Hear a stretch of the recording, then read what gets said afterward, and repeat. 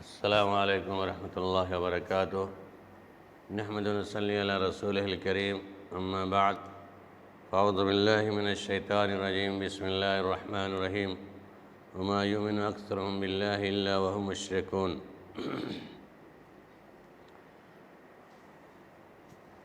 حضرات، اللہ کا شکر ہے کہ رب العالمین نے ہمیں اور آپ کو تمام لوگوں کو کلمہ جیسی دولت سے سرفراز کیا ہے، اور اسی کے ماننے کے بعد ہم مسلم اور مومن کہلاتے ہیں۔ لیکن افسوس، اس سماج کے اندر بہت سارے بلکہ اکثریت لوگوں کی تعداد ایسی ہی ہے کہ کلمہ پڑھنے کے بعد وہ شرک میں مبتلا ہیں۔ گرچہ آپ کے سامنے یہ سوال اچنبھا سا لگے گا، کیا مسلمان ہونے کے بعد بھی کوئی مشرک ہوتا ہے؟ جی ہاں، قرآن کی اس آیت کے پیش نظر جو میں نے تلاوت کی ہے، وما یؤمن اکثرهم باللہ الا وهم مشرکون، اکثر لوگ ان میں سے ایمان لانے کے بعد ہی مشرک ہیں۔ اس کی مثالیں میں آپ کے سامنے رکھوں گا۔ قوم نوح کے 5 بت جو صحیح بخاری کے اندر ہے، حضرت ابن عباس رضی اللہ عنہ کی روایت میں موجود ہے کہ قوم نوح کے 5 بڑے بت تھے جن کی وہ عبادت و پرستش کیا کرتے تھے۔ وہ سب کے سب اللہ کے نیک بندے تھے۔ اسماء الرجال صالحین من قوم نوح فلما هلكوا وهي الشیطان الى قومهم ان انسبوا الى مجالسهم التي كانوا يجلسون انسابا وسموها باسمائهم ففعلوا فلم تعبد حتى اذا هلك اولئك تنسخ العلم قیدت۔ بخاری 732 جلد نمبر 2۔ اولئک تنسخ العلم عبیدت، یعنی قوم نوح کے 5 بت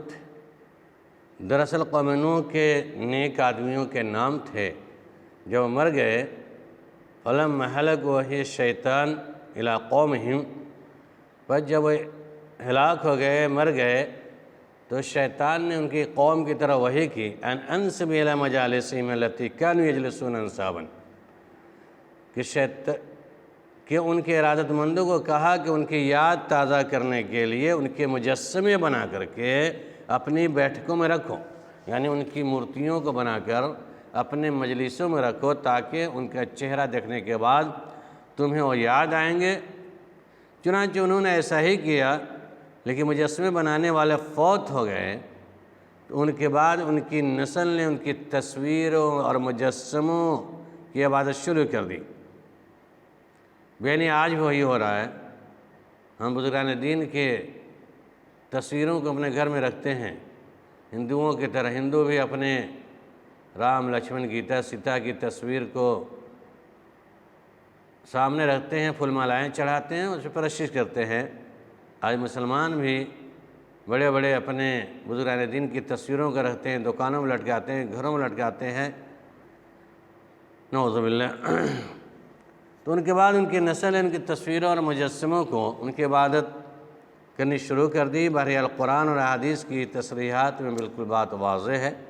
کہ مشرکین عرب کا شرک بھی تھا کہ انہوں نے اللہ کے نیک بندوں کو ان کے وفات کے بعد اپنا حاجت روا، مشکل کشا سمجھ کر ان کی عبادت شروع کی، جو شرک ہے، سراسر شرک ہے۔ ورنہ حقیقی اور فاعل حقیقی اللہ ہی کو مانتے تھے۔ یعنی مشرکین مکہ آج کل کے مشرکین سے زیادہ بہتر تھے، کیونکہ وہ لوگ اپنے بزرگوں کی تصویروں کو بنا کر کے وسیلہ طلب کرتے تھے، حاجت روا سمجھتے تھے۔ لیکن ان کے اور آج کے میں فرق یہ ہے، وہ مشرکین مکہ خوشحالی کے وقت، خوشی کے وقت اپنے غیر اللہ کو پکارتے تھے، بزرگان دین کو پکارتے تھے، حاجت روا تسلیم کرتے تھے خوشی کے ایام میں۔ لیکن جب مصیبتیں آتی تھیں اس وقت صرف اور صرف اللہ رب العالمین پکارتے تھے۔ یا آج کل کے مشرکین، وہ خوشی ہو، غمی ہو، پریشانی ہو، ہر موڑ پہ اللہ کو چھوڑ کر غیروں کو پکارتے ہیں، اپنے باباؤں کو پکارتے ہیں، اپنے ولیوں کو پکارتے ہیں، ان سے مرادیں مانگتے ہیں، لہذا اسے کہنا بیجا نہیں ہوگا بلکہ بجا ہوگا۔ آج کے مشرکین گھٹیا قسم کے ہو چکے ہیں جو مشرکین مکہ سے بھی زیادہ ہیں۔ اب سوال پیدا ہوتا ہے کہ جدید مشرکین اور قدیم مشرکین کی عبادت کے نظریے میں کیا فرق ہے، کیوں اسے معاصر سے بیان کی جا رہی؟ نمبر 1، پہلے دور کے مشرکین اللہ کو چھوڑ کے غیروں کو پکارتے تھے چین، آرام، سکون کے وقت۔ وہ اپنے نبیوں کو، ولیوں کو پکارتے تھے، ان کے نام کی نذر و نیاز پیش کرتے تھے، لیکن جب مصیبت پہنچتی تو صرف اللہ کو پکارتے تھے، غیر اللہ کا سہارا نہیں لیتے تھے۔ دلیل فَإِذَا رَكِبُوا فِي الْفُلْكِ دَعَوُا اللَّهَ مُخْلِصِينَ لَهُ الدِّينَ، سورہ العنکبوت آیت نمبر 65۔ جب مشرکین دریائی سفر کرتے تو سفر میں سمندر کے اندر جب خطرات لاحق ہوتے، سمندر کے اندر جہاز ہچکولے کھانے لگتا، تو اس مصیبت کے وقت صرف اور صرف خالص طور پر اللہ رب العالمین پکارتے تھے۔ دوسری ارشاد وَإِذَا مَسَّكُمُ الضُّرُّ فِي الْبَحْرِ ضَلَّ مَن تَدْعُونَ إِلَّا إِيَّاهُ، جب تم دریا میں طوفان کی مصیبت میں گر جاتے ہو تو تمہارے دیوتا جن کو تم پکارتے ہو غائب اور گم ہو جاتے ہیں، بس اس وقت تم صرف اللہ ہی کو پکارتے ہو۔ ان کا عقیدہ یہی تھا، مصیبت پریشانی کے وقت صرف اور صرف اللہ کو پکارتے تھے۔ آج کے مشرکین کے اندر کوئی پریشانی لاحق ہو جائے، مصیبت آ جائے، اجمیر کا دورہ، کچھوچا شریف کا دورہ، پاک پٹن کا دورہ، پتہ نہیں کتنے درباروں کا دورہ کرتے ہیں اور جدید مشرکین کی حالت یہ ہے، مصیبت کے وقت بھی اللہ کو چھوڑ کر غیر اللہ کو پکارتا ہے، قبر والوں سے سوال استغاثہ کرتا ہے، مرادیں مانگتا ہے، مزاروں کے اوپر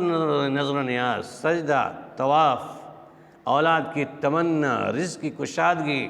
پریشانیوں کو دور کرنے کے لیے سب باتیں مزاروں والوں سے لی جاتی ہیں۔ استغفر اللہ، یہ شرک ہے اور مشرکین قدیم سے زیادہ بڑا شرک ہے کہ مصیبت اور تکلیف میں بھی یہ مزاروں پر حاضری دیتے ہیں، ان سے مرادیں مانگتے ہیں۔ اتنا ہی بس نہیں، بلکہ علماء سو کی کرم فرمائی کہہ لیجئے، ان مزاروں کے اوپر جہاں قرآن کی آیت اللہ تعالیٰ ان اولیاء اللہ لا خوف علیہم ولا هم یحزنون، کہ بے شک اللہ کے ولی کو کوئی خوف رقم نہیں ہوگا، لہذا لوگ سمجھتے ہیں کہ یہ ولی ہیں، بزرگ ہیں، ان کے اوپر اللہ کی رحمت نازل ہو رہی ہے، یہ بخشے بخشائے ہیں، یہ پہنچے ہوئے ہیں، ان سے مانگو مرادیں پوری ہو جائیں گی۔ اور اتنا ہی بس نہیں، قرآن کے علاوہ حدیث کا نام لے کر جو حدیث کے کہیں الفاظ نہیں ملتے ہیں، کسی بھی حدیث کے اندر نہیں ہے، میں نے خود اپنی آنکھوں سے دیکھا مزاروں پہ، تفتیش کے لیے میں گیا تھا، تحقیق کے لیے گیا تھا 20 سال پہلے،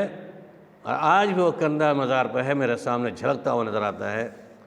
موٹے حروف میں مزاروں کے دروازے پہ کندہ کیا ہوا ہے، اذا تحیرتم فی الامور فاستعینوا باہل القبور، جب تمہیں کوئی پریشانی لاحق ہو تو مدد طلب کرو اس قبر والوں سے، نعوذ باللہ۔ حدیث کا نام لے کر سب کچھ کر رہے ہیں۔ جس کا نمونہ آپ کو دیکھنا ہو، آپ جائیے سیوان کے اندر، چلے آئیے، گھوم کے دیکھیے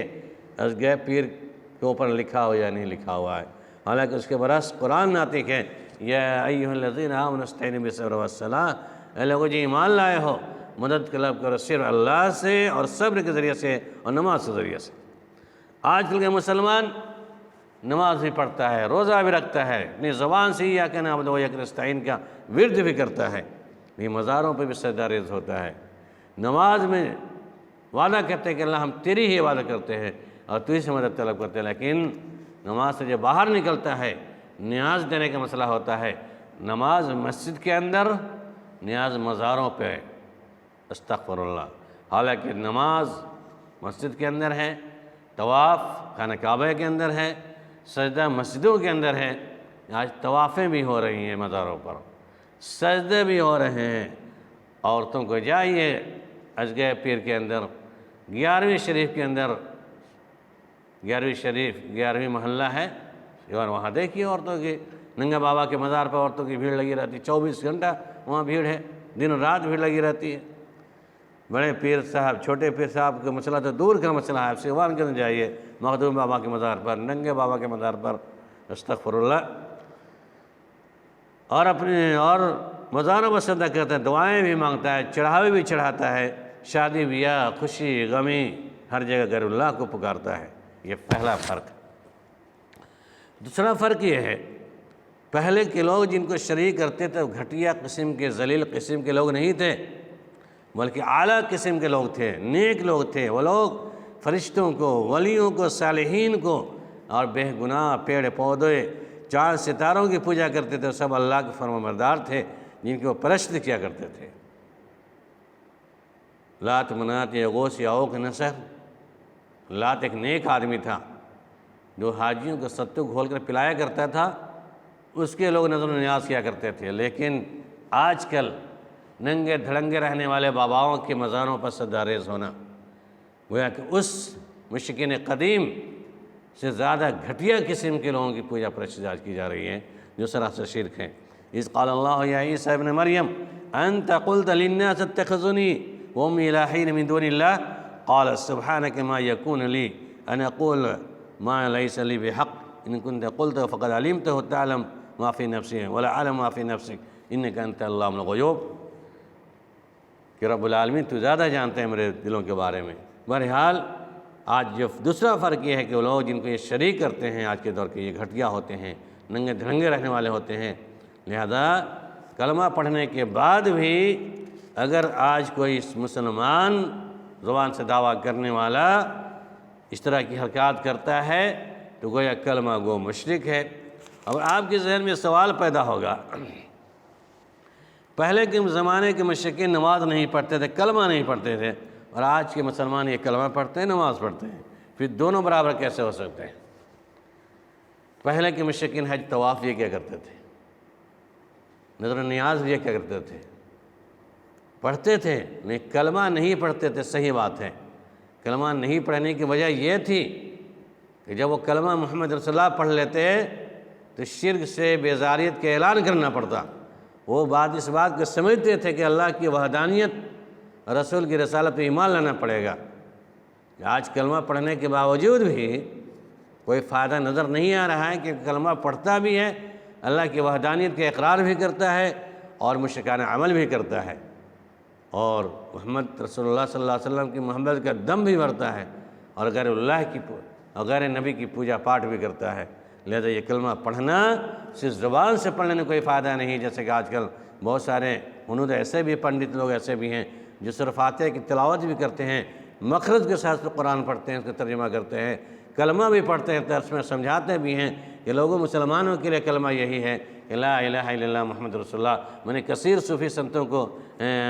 پنڈتوں کو میں نے سنا ہے اپنے تقریروں کے اندر کلمہ پڑھتے ہوئے، بتاتے ہوئے، تو کیا وہ کلمہ پڑھ لینے سے مسلمان ہو گئے؟ کلمہ پڑھنے کی شرط یہ ہے کہ اللہ کی وحدانیت اور رسول کی رسالت پر یقین کامل رکھتے ہوئے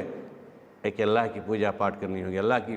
کو پکارنا ہوگا، غیر اللہ کی شمولیت نہیں ہوگی۔ اور کلمہ پڑھنے کے بعد بھی کسی غیر اللہ کی شمولیت لازم آتی ہے تو پکا چھکا مسلمان ہے نہیں، بلکہ کچا پکا وہ مشرک ہے۔ لہذا اسے کہنا بے دیر نہیں ہوگا کہ آج کے مشرکین کلمہ پڑھنے والے بھی مشرک ہیں، وما یؤمن اکثرهم باللہ الا وهم مشرکون کے تحت یہ مشرک کلمہ پڑھنے کے بعد بھی ہیں۔ لہذا جہاں تک میری باتیں پہنچ رہی ہیں، جو لوگ ہزاروں مزاروں پر حاضری دینے والے مسلمان اپنے آپ کلمہ کہنے والے ضرور ہیں، لیکن جب تک کہ اللہ کی وحدانیت اور رسول کی رسالت میں یقین کامل نہیں ہوگا، اس وقت آپ مزارات کی حاضری سے دور نہیں ہو سکتے ہیں۔ ضرورت اس بات کی ہے کہ اپنے آپ کو خوشی میں، مصیبت میں، تنگی میں، پریشانی میں، ہر حال میں اللہ کو پکاریں۔ موت ہو جائے، مر جائیں، لا تشرک باللہ شیئا وَإِنْ قُتِلْتَ أَوْ فَرَّقْتَ۔ اللہ کے نبی صلی اللہ علیہ وسلم نے کہا یا تم جلا دیے جاؤ یا مار دیے جاؤ، یہ اللہ کی ذات کی شریک مت ٹھہراؤ۔ لہذا اس حدیث کے پیش نظر کہ اگر کوئی مسلمان استحیہ کر لے کہ ہمارے طرح دشمن اسلام کا یہ لغار ہوگا، ہمارے پر بلڈوزر چلا دیے جائے، تلواریں چلا دی جائے، لیکن ہم کلمہ کے علاوہ دوسرا کلمہ نہیں پڑھیں گے۔ آج افسوس کی بات ہے کہ مسلمان آج گاؤ ہتیا کے نام پر اور جیسے طرح طرح داڑھی کے نام پر طرح طرح کے آج مسلمان مارے جاتے ہیں۔ افسوس کی بات یہ ہے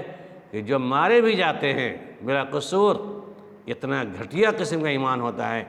کہ ہندو حضرات جب مارتے ہیں تو کہتے ہیں بولو جے سری رام، تو مسلمان جے سری رام کا نعرہ بھی لگاتا ہے، اس کے بعد اس کی موت بھی ہو جاتی ہے، گویا کہ مشرکانہ موت ہوتی ہے۔ وہ کلمہ پڑھنا سے کوئی فائدہ نظر نہیں آتا ہے۔ لہذا مسلمانوں اگر تمہیں کسی مصیبت میں گھر جانا ہو، پریشانی میں گھر جانا ہو، اگر ہمارے برادران وطن کی طرف سے اور مشکلوں سے دوچار ہونا پڑ جائے، جان کے لالے پڑ جائے، اس وقت کہو زبان سے مار کھاتے ہوئے کہ لا الہ الا اللہ محمد رسول اللہ، زبان سے یہ کلمہ ورد ہو اور یہ کلمہ نکلتا رہے، مار کھاتے رہو یہاں تک تمہاری موت بھی آئے تو آخری کلمہ لا الہ الا اللہ ہو۔ اللہ کے نبی صلی اللہ علیہ وسلم نے ماتا قال لا الہ دخل الجنہ، کہا جو شخص مرتے وقت بھی لا الہ الا اللہ زبان سے کہتا رہا وہ جنت میں داخل ہوگا۔ لہٰذا میں اپنے تمام سنی بھائیوں سے کہتا ہوں، گزارش کروں گا کہ اللہ کی توحید کو سمجھیے، رسول کی رسالت کو سمجھیے، اور کلمہ پڑھتے ہوئے آپ کی موت ہو حقانیت کی لڑائی لڑتے ہوئے کسی پہ زیادتی نہیں کریں۔ اگر آپ پر زیادتیاں ہو رہی ہیں تو آپ اس کی دفاع کریں ممکن جہاں تک ہو، نہیں تو اگر مار کھاتے رہے اور کوئی جے شری رام کا نعرہ لگانے کے لیے مجبور بھی کرتا ہے تو اپنے مباغ دہل جے شری رام کے نعرہ کے بجائے اللہ اکبر نعرہ تکبیر کی آواز بلند کرے اور اپنے زبان پر مار کھاتے ہوئے لا الہ الا اللہ محمد رسول اللہ کا تذکرہ ہو، انشاءاللہ جان جاتی ہے تو شہادت والی موت ہوگی۔ افسوس کی بات یہ ہے کہ آج مسلمان کلمہ گو ہونے کے باوجود بھی مشرکانہ عمل کرتے ہوئے مشرکانہ حالت میں اس کی موت ہو رہی ہے۔ اللہ رب العالمین تمام امت مسلمہ کی محافظت فرما دے، تمام کلمہ گو مسلمانوں کو صحیح طور پر اللہ کی وحدانیت رسول کی رسالت میں عمل پیرا ہونے کی توفیق عنایت فرما دے۔ آمین ثم آمین، وآخر دعوانا الحمد للہ رب العالمین۔